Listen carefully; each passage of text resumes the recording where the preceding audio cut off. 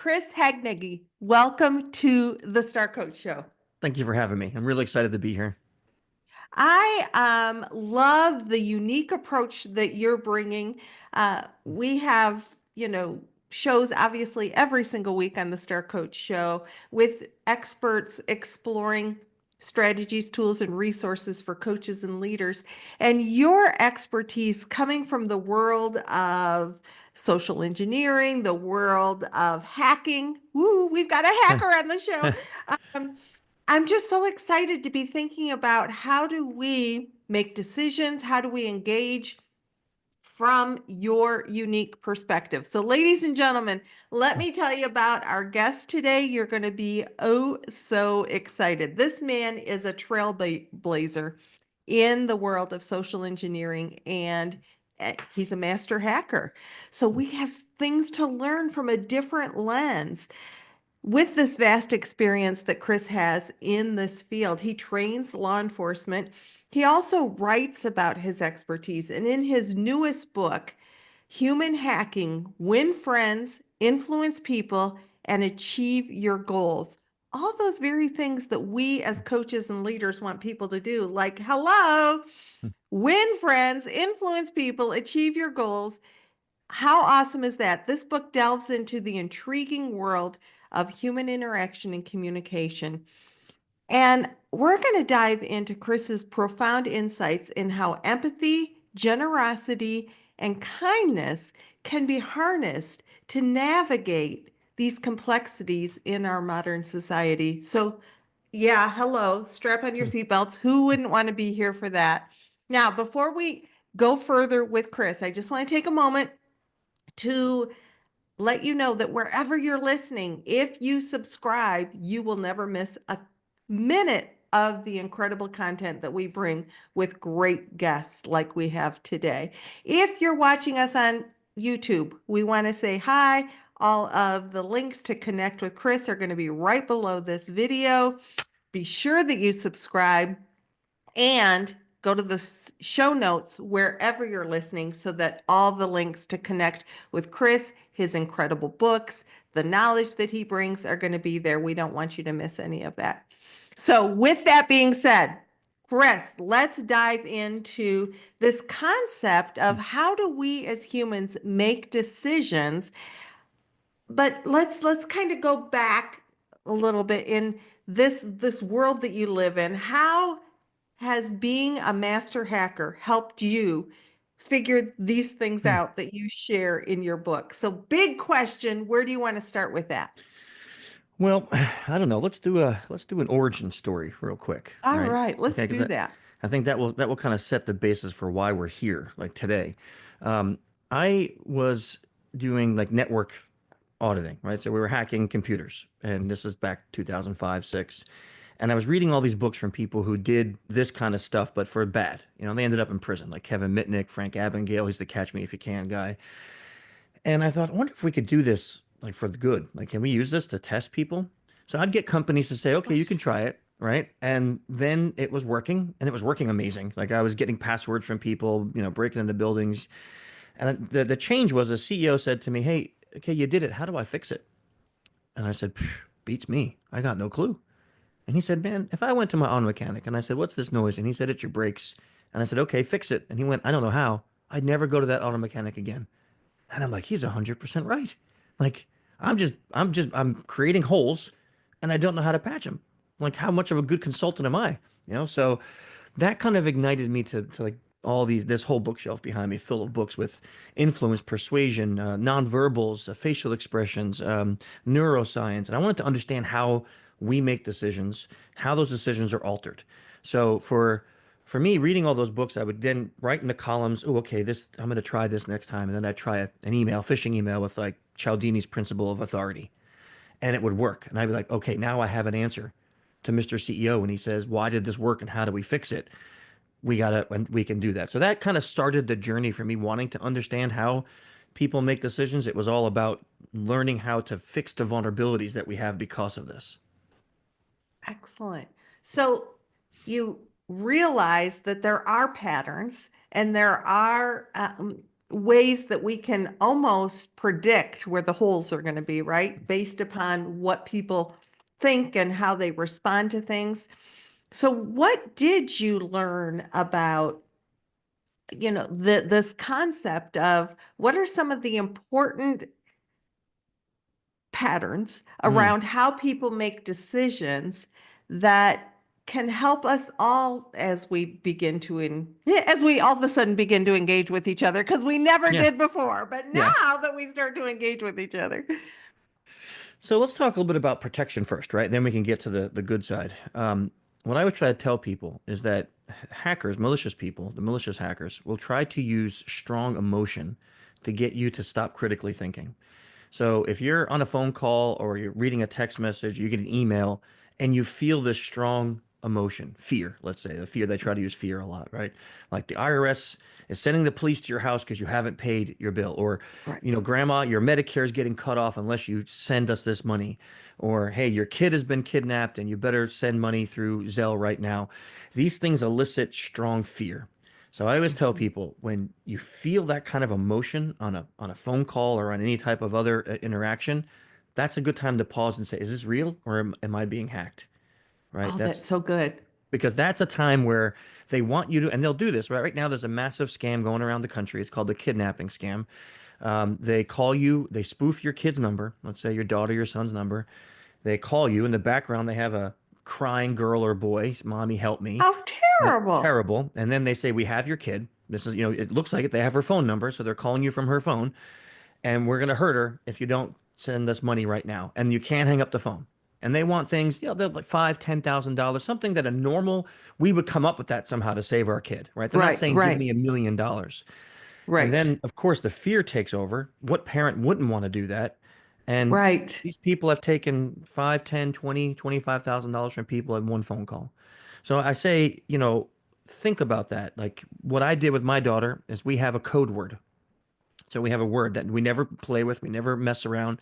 It's a secret word. I'll never say it out loud. And if that happens, right. I'm going to say, ask her the code word. And if they don't give me the code word, I know it's fake. So we set up processes to avoid that critical thinking shutdown. When I know if that were to happen to me, I know fear would take over. Right. Right. So I want to That set is up a so process good. that stops it. Yeah. Before you gave that excellent example of that horrible thing that's going around, I was thinking of a scan or a text thing that I get on a regular basis, which is we have a package to deliver to Yeah. you, Yeah. but we need you to confirm or whatever. And I'm thinking, you don't even, so first I'm fear of missing out, right? Or Yes. like Uh-huh. fear of not getting something. So Yep. I'm thinking, oh, and then I have to slow myself down and think, they wouldn't have my telephone number. So how in Yeah. heaven's name? I mean, Right. that, so no, that's a scam. Or, Yeah. but you're right. At first it's like, oh, well, Yeah. I want to get the package that's Yes. been sent to me, Yeah. right? Right. And the things with that is like what I tell people, let's say you do have an Amazon package on the way. Well, you still don't click that link. What you do is you go to the browser, you log into your actual Amazon account, and it will be right there. If there's a problem with a Right. package, it will say, hey, shipping error, and you can fix it on the website. You don't need to Right. give some strange phone number all these details, right? And it's what you said is, I think, really critical. Like you said, I stop for a minute and I think, wait, why would they have my phone number? That critical thinking is probably what stops you from being a victim of that scam. Well, and the same thing, because often I get an Amazon email that says, we're Yeah. sending, you just ordered this $2,000 Hmm. thing. And I'm like, Yeah, I yeah, did yeah. not order this Yeah. $2,000 thing, but don't click on that link. Just go Yeah, to I'll your do. Yep. Amazon account. Hmm. It's not going to be on there. Yeah. So I find scammers to be just reprehensible people. I'm They're sorry. terrible. Just No, they are. They're terrible horrible. people because they don't really care about your situation. They don't care if this is your last $5,000 to your life. They don't care if you're dying of some disease and this is the money you need for the treatments. They don't care about the fear. Those right now, our teens are being targeted across the U.S. and with a sextortion scam, and they're getting them to send nude pictures by flirting with them as they're at the same age. And as soon as they get those pictures or videos, they tell them, now you're going to go steal your mom's credit card. You're going to give us like $20 a week. And they encourage, if you can't do that, you should probably kill yourself. And we've had 46 suicides in this country, across the country, because of this. So you're right. They're disgusting people because they don't Terrible. care about Right. anything except for that money and themselves. So let's like you said, like realize that it's there, Yep. realize that when emotions are high, our critical thinking is going to be low. Hmm. So it's our responsibility to kind of take a deep breath, step back, put safeguards in place. Um, what did you like then? Where do we want to go from there? Maybe Yeah. to I build think some that's a hope. yeah, yeah, that's Let's a good build some question. hope, Chris, Well, before I so fall on the floor. yeah, yeah. So the reason I talk about that first, I think, is because once we start learning how to use these communication skills, we can easily find ourselves using the dark side, like you can say, because it works so well. And as a leader, you don't want to ever get to that point, right? Like you think about this when I do leadership coaching with people. Okay, you're the boss, you own the company. So now you got this guy who's working for you, and his quality has slipped. You can march in his office and go, listen, Jim, if you don't fix the problems you've been having lately, you're out. And you have the right to do that. But is that really going to solve the problem? Is that really the best way to communicate? So what we say is now that would be like a fear tactic, what the scammers would do. But now imagine if you decided to say, well, when I hired Jim, he was one of my best people. Like he was unbelievable. That guy was on the top. Now he's down here. What's going on? Maybe there's something going on in his life. So now you schedule a time, you sit with Jim in his office and you say, hey man, I've noticed that you kind of really been slipping lately. Is there something happening in your life? And now he tells you, let's go with two scenarios. He says, you know what? I just don't like it here anymore. Okay, great. Now let's find an exit plan. All right, let's help you with an exit strategy. I don't want you here if you don't want to be here. Second is, let's say he says, yeah, I'm going through a terrible divorce. I have to move out. I've been really struggling. Now if you're an empathetic boss, you get like, okay, Jim, listen, why don't we reduce some of your stress here for a couple months until you can get your feet under you again? And then maybe you can, you'll pick that quality back up. I'm telling you a real story that happened with somebody I was coaching. And that what happened with Jim is he ended up being the best employee again after he was able to get his life together. And if you fired that guy, what might have happened? Right? I mean, he might have not Right. wanted to go on. He had nothing else to live Right. for.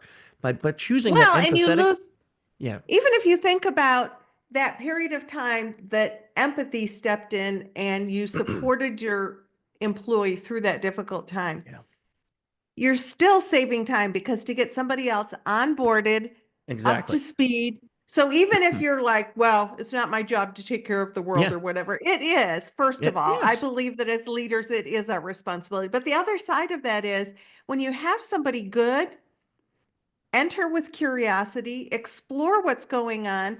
And hmm, even in that time that you are giving the support, you are keeping somebody who knows the system, who knows that, yes, engaged enough, and then you will get back to that productivity. you It's will. just, even if you're only a dollars and cents person, that makes sense dollars and cents wise. Yes. And you think about the loyalty that employee will have to you because he Right, sees that you actually care, right? That you right, actually do care about him. He's not just a number, he's not just a paycheck, that you took time to actually inquire. I mean, people like that, they'll go down with the ship if they have to, right? right, Because that's what people want. They want that kind of connection. So you could walk in like a scammer and say, "Hey, shape up or ship out," right? You can do that, right, but I suggest not using the dark arts, but looking at empathy, kindness as a motivator to actual empowerment. Like you are a right. great leader if you have those actual qualities. And what I would add to that is that curiosity piece. We don't Yes. know Yeah. things unless we ask questions. So, I spend many, many, many hours a year going around helping leaders understand how can I use more curiosity, more coaching skills Hmm. as a leader to empower my team. And it really kind of starts with you don't have all the answers right away. If you asked Yeah. a few questions, you'd be operating from a much better place, which actually leads me to the question I wanted to ask you about in the way of manipulation. Because when I think hacking, I think people manipulating people's Hmm. emotions, but Yep. often as there's leaders that use manipulation as a tool. And I would even say for all of you coaches listening, if you've ever been mentored or taught by me, that I say asking a bunch of convoluted questions is manipulative. It's Hmm. not genuine curiosity. So let's kind of unmask manipulation. What's your thoughts about manipulation and how it fits into this discussion? So I think I'm kind of like in the camp with Robert Cialdini, in the sense that influence and manipulation could be used good or bad either way. But here's the purpose: your intent. What is your intent? Right? So if my intent going into this conversation or this negotiation is I win, you lose at any cost, no matter what tactic I use, it's negative. It's going to be bad. But if I go into this negotiation thinking, okay, I know I'm not going to get everything I want, but I want to get at least this much. Now I can go into that conversation understanding that I'm going to have to concede to some things, and the principles I use are going to be for the mutual benefit of both of those people in that conversation.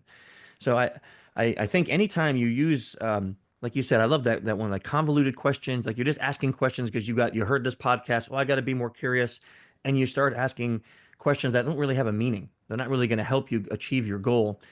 That's that's not really the goal of what we're saying here, right? And being a good leader. Mhm. Right. Excellent. So we communicate lots of different ways. And we Hmm. communicate with our voice, we communicate with our body language, we communicate with. So, how do you, when you think about how humans make decisions and when you think about the skill sets we bring forward, how does sort of the full range of the way we communicate factor into that? Yeah, I think that's a really important question because it also depends on medium, right? To me, the easiest way to communicate is in person because you have all the things you said. You have the face, the body, the hips, the voice.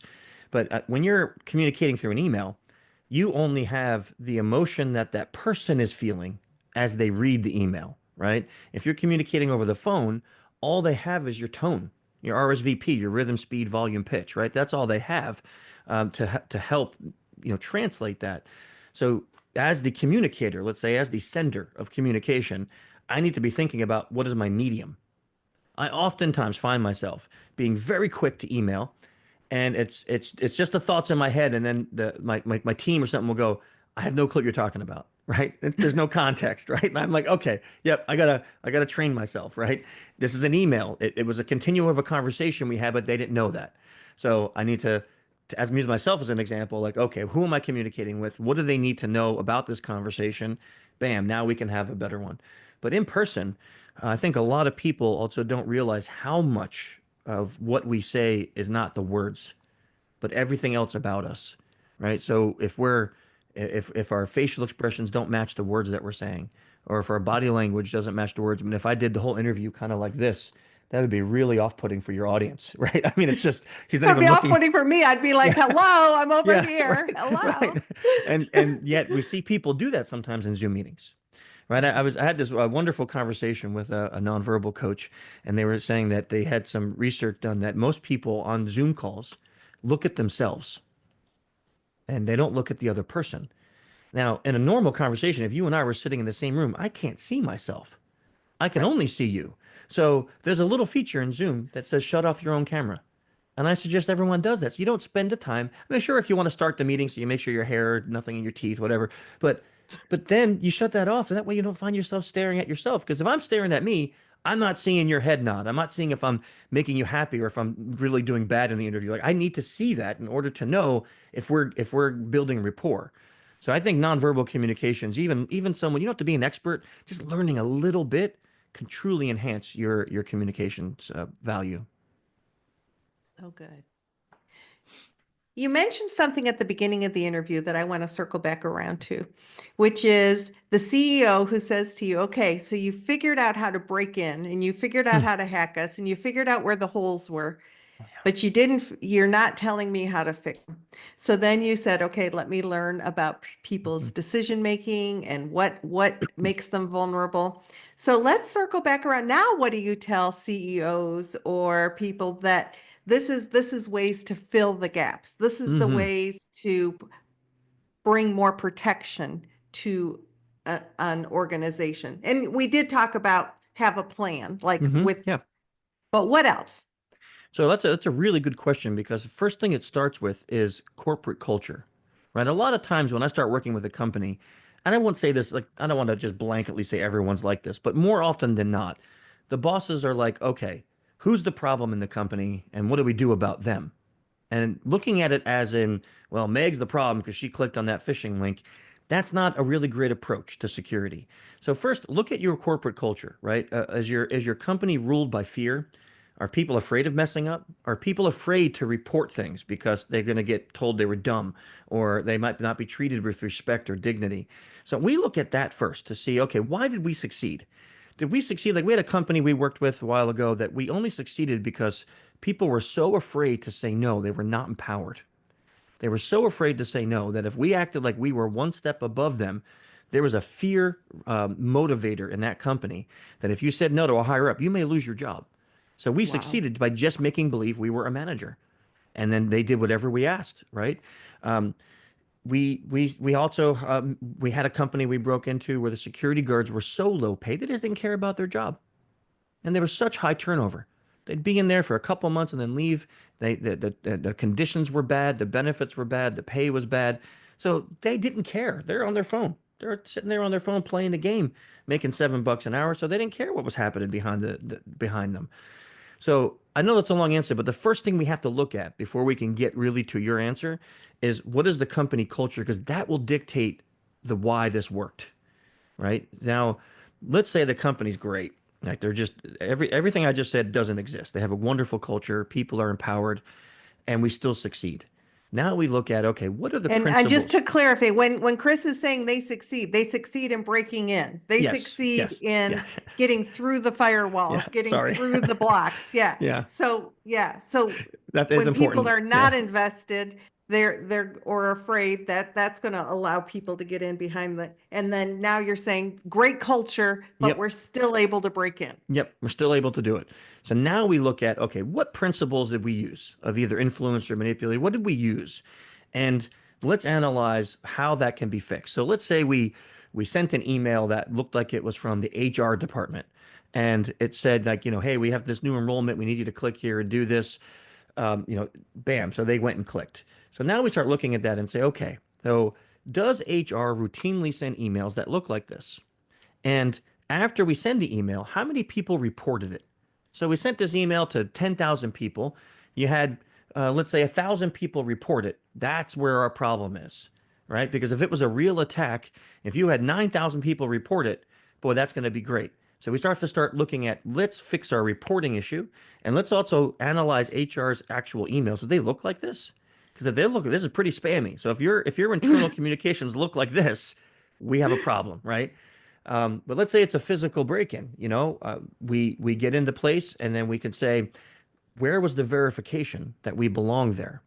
Right? We came in with a pest control suit with some spray bottles with a clipboard, and we said, "Oh, we're here for the treatment," and they just let us through. So where was the verification that I actually do belong there? Right? That I'm allowed to walk around this building unfettered with nobody following me.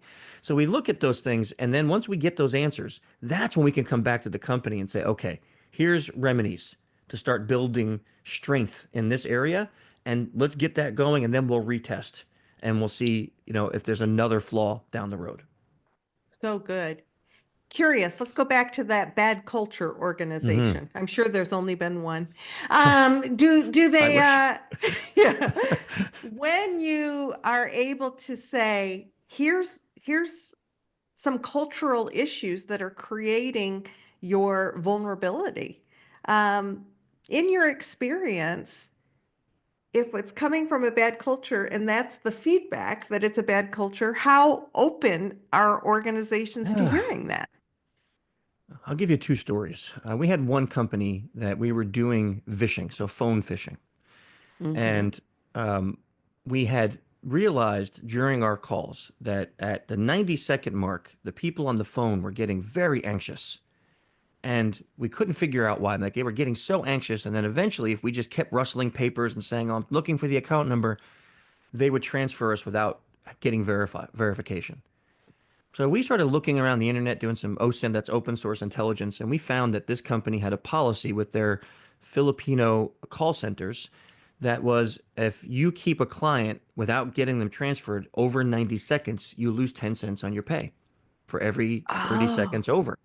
So here you have a culture, it's already poor, And now you're taking away their livelihood. So we went to them and we went, we can't do this. Like, because we're gonna succeed, and it's just human nature. We're not bragging. And I can't be responsible for some guy not being able to feed his family, right? I can't. That doesn't work in my conscience. And that company had no willingness to change. So I said, okay, we quit. Wow.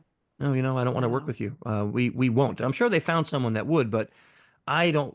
I I would be. It would be terrible if I had that kind of culture here, and one of my people couldn't feed their kids or pay their mortgage or rent because I took away their pay, right? So Right. no. But then we had another company that had a fear-based response. I mean, literally, somebody caught us on the call, and they said, "I can't react with you because if I fail this test, I get fired." And so we paused the whole program, got on the call with our point of contact and said, wait, hang on. This person said if they fail the test, they get fired. And they said, yeah, we have punitive damage. I said, okay. Well, guess what? We called the CFO and he failed. So is he getting fired? Like, oh, well, no, well, and I'm like, now they're seeing like, so you don't have this from the top down. So if we call the CEO and he fails, you're not firing him, but you're going to fire everyone else that's under. So that kind of, and they perked up right away and were like, you're right. Now, it took us months to make changes in that company, but we stopped doing our actual vishing program and we changed the whole contract into a consulting contract that was let's fix your culture, let's fix your reporting policies, let's go through this. And then when we're done, then we can test, right? Again. So I would say it's like we get both sides of the coin. We get some people like, well, this is Yeah. the way we've always done it, so we're not changing. And we get some people who almost are shocked when they realize that they've been so bad that they want to change. And isn't that kind of life in Yes. general? Yeah. So we've got some people who awareness begins to open their lens, begins to open their desire to do things differently, and others who just dig in deeper. Yeah. And that's kind of human. But I appreciate you sharing both stories because, um, the audience is in many different kinds of cultures Yeah. and just examples of bringing it forward, holding up the Yeah. mirror, exploring impact can be super helpful. And it does So, depend on how you do it, right? Like if we went to that right, company and we were like, listen, you guys suck. Like this is yeah, terrible. Like they would have now we're insulting them. But right. if you have a humble conversation, I love the word used, you're curious. Like, hey, can you explain to me why? Hmm. Like, why do you do this? Like, what's the thinking Hmm. behind? And that's how we started that. Hmm. Like, so this person said that. Is that true? And they said yes. And we're like, okay, why? Why would you fire them for failing a test, but not like a real attack? And then they Hmm. explained their thoughts, and then it was like, okay, let's explain how this is going to affect your security awareness program. It's Right. fear based. It's not motivated by wanting to save your company. And that's when the light bulb went off, right? So from what you said before, yeah, you have to enter that conversation curious. You have to enter that conversation humble, and you have to be able to communicate your thoughts without like insulting, because they're not gonna want to change if you do that. Right. Which is, the same kind of using those verbal software. I'm curious Yeah. about as we consider this. I mean, like open up the Yeah. mind to Yep. accept when we go in with a sledgehammer, it Oh, doesn't tend to work real, real well. no, sledgehammers aren't good tools for smoothing things over. Right, right, for good Yeah. communication. Anything else that would be helpful to this conversation regarding what you've learned about self-awareness through the Mm. process that you explore with companies? Yeah. Back in those days when I started on my journey, right? I started doing teaching and coaching and things like that. I had a really good friend that came to me and he said, Chris, you must be tired after a day of training. I said, oh, I'm exhausted. And he goes, you want a trick on how you can maybe not be so exhausted? You can be more energized. I said, sure. He said, stop commanding and start inviting. And it really opened my eyes because I was the kind of trainer that was more like a army sergeant. Like, this is what we're gonna do today, folks. And here's the 10 things, drop and give me 20. And when I changed that posture to more open and inviting and curious, and using empathy, I found that training days, yes, they're still tiring, but I leave energized. So I always tell people this because self-awareness was something I didn't have back then. So I was doing all these speeches and things, and they were very direct, and people still liked them. So I thought I must be doing good. And then when I got to change because of my friend's help, it really changed everything. It changed like I feel like I got 1,000% better than what I was before. I felt better about my work, and I feel like I impacted people more. So self-awareness to me, it's probably one of the hardest but most important things people can work on. I don't see how you can make any change if you don't have self-awareness because you'll just think I'll tell you another story if you want it. I went on the massive health journey at the start of COVID. I weighed 350 pounds at that point. Yeah, if you can't believe it, you can look up pictures of me on the internet. It was bad. And I had friends tell me things like, "Hey, you're really starting to look unhealthy," and I'm like, "No, I'm just big boned, and or I'm too busy to work out, or I travel too much." And then I had this little health scare, and I thought, I'm 40 something years, old. I'm gonna die. Like I gotta fix this. And it was that self-awareness moment that took me on a 3-year journey to where I lost 130 pounds so far. Good And for yeah, you. but it was that I had to be self-aware because when I wasn't, I made Right. excuses. I made excuses for Hmm. it. Like I did with my communication. I would say, "Well, I'm just being honest. I'm just being direct." No, you're being a jerk, right? So that self-awareness piece, I can't tell you for everything. Your physical goals, your mental goals, your communication goals, your business goals, your leadership goals. Self-awareness is the first and maybe most important step in taking any of those things to the next level. Love that. And that just kind of brings up for me the whole concept of readiness for change. So when we think about, do we recognize it? And that's kind of what Chris is talking about. Is there recognition? Is there awareness? If there's no Hmm. recognition, then it's not going to be important to you. And whether you have confidence about your ability to do it isn't going to matter because the three elements, recognition, importance and confidence all starts with recognition. So to your Yeah. point, I wasn't recognizing other people would say, but maybe I was recognizing it, but it really wasn't that important at the time because I was giving other excuses. Maybe it was because I didn't believe in my ability to do Mm, it, but still it kind of starts with we really recognize and lean into, okay, there could be another way to do this. That's when how important it is to us and our level of confidence in our ability to do it. And I'm sure that those things then kicked in for you. Like, this is important. 100%. And how am I going to do it? What am I going to do to increase my belief in my ability to actually make this happen? And to me, the more you do it and then you see the positive effects, it's kind of like, well, I don't want to stop doing this, right? Like when Right. you learn that self-awareness and then you use that to communicate with your team with empathy, and all of a sudden you see big change, and then they start doing that, you're like, why would I go back to the old way? Like when Yeah. I look at how I feel now and I look at pictures, excuse me, pictures of myself 3 years ago, go, why would I ever want to go back there? Right? Like I feel like I gained 20 years of my life, So Oh. when you see the results, I think that should be the motivator to be, this is why I need to keep doing this. Oh, so, so good. I could just continue this conversation, but I know we're going to have to wrap it up. So, when we think about human hacking and we think about our relationships, what final thoughts do you have for us as we're wrapping up?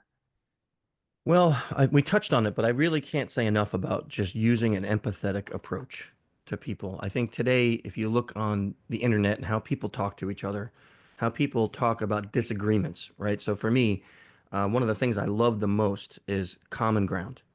Like common ground, we all have it. Even if we completely have different belief systems, views, it doesn't matter. There is a common ground somewhere.